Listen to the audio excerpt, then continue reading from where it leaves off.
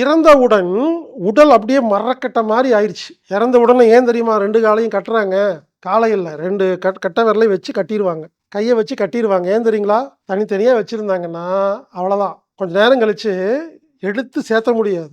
உடைஞ்சிரும். ஆமாங்க. உடம்பு இறுகிருங்க. நீங்க இறந்தவங்களோட கைய வந்து சுத்த முடியாதுங்க இப்படி. கைய எடுத்து இப்படி சுத்த முடியாது. காலெல்லாம் அசைக்க முடியாதுங்க. இறந்த ஒருவரின் உடலை பல மணி நேரத்துக்கு பிறகும் கழுத்தை சுத்த முடியும், கையை அசைக்க முடியும் என்றால் அவருக்கு அடுத்த பிறவி கிடையாது. நான் கண்கூட நிறைய பார்த்துருக்கேங்க. ஆமாங்க.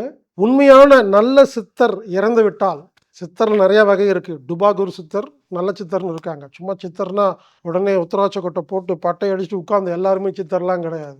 உண்மையான நல்ல சித்தர் ஒருத்தர். அவர் ஜீவ சமாதின்னு சொல்றாங்க இல்லைங்களா? ஜீவ சமாதின்னா என்ன? மீண்டும் அடுத்த பிறவி இல்லாத ஒரு நிலைக்கு பேர் தான் ஜீவ சமாதி. எப்படி கண்டுபிடிக்கிறது? வாழும் பொழுது பெரிய சித்தர் மாதிரி இருப்பாருங்க, ஜடாமுடி வச்சிருப்பாருங்க. அதுக்காகலாம் நான் நம்ப மாட்டேன் அவர் சித்தர்னு சொல்லி. ஆனா நிறைய டுபாகூர் சித்தர்கள் இருக்கிறார்கள். ஒருத்தர் சாதாரண பேண்ட் ஷர்ட் போட்டிருப்பாரு, அவர் சித்தர். ஒருத்தர் உத்ரா கொட்டையெல்லாம் போட்டு பயங்கர கம்பீரமா இருப்பாரு, அவர் டுபாகூர். சும்மா தோற்றத்தை எல்லாம் வச்சு நம்ம இடம் போடுறது இல்லை, அவரோட தன்மையை வச்சு தான் இடம் போடுறது. ஆமாங்க. நிறைய பேருங்க சாதாரண வாழ்க்கை வாழ்ந்துட்டு இருப்பாங்க, ஜீவசமாதி அடைகிறாங்கங்க. அதெல்லாம் யாரும் நோட் பண்றதே இல்லைங்க. இனிமேல் யார் இறந்தாலும் ஆண் உறுப்பை பெண் உறுப்பை சோதனை செய்யுங்கள். விந்து வெளியானால் ஸ்ரோனிதம் வெளியானால் அடுத்த பிறவி உண்டு. இது ஜீவசமாதி கிடையாது. விந்து வெளியாகவில்லையா அவர் ஞானி, அடுத்த பிறவி கிடையாது. இறந்த பிறகு எவ்வளவு நேரம் ஆனாலும் அந்த பாடியில துர்நாற்றம் அடிக்காது.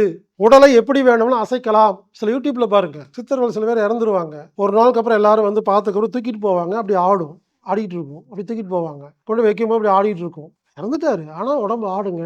நீங்க கழுத்து சுத்த முடியும். சாதாரணமா இறந்த கழுத்துக்கு படக்குன்னு உடஞ்சிரும். நீங்க அசைக்கவே முடியாதுங்க.